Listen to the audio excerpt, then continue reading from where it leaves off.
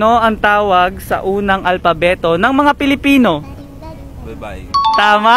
Sino ang ama ng wikang pambansa? Manuel Quezon. Tama! Ano ang pambansang sasakyan ng Pilipinas? Jeep po. Tama! Jeep. Kailan ang araw ng kalayaan ng Pilipinas?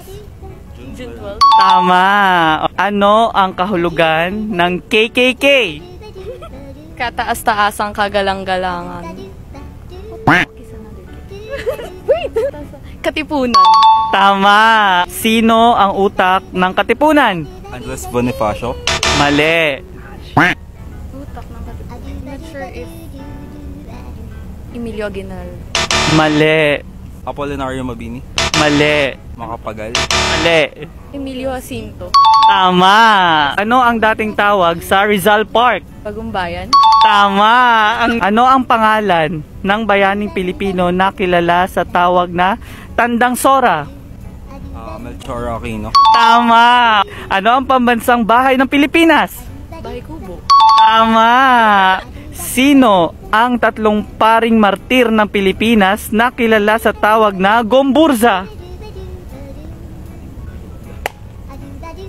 Yung Burza lang yung alam ko. Si Burgos, si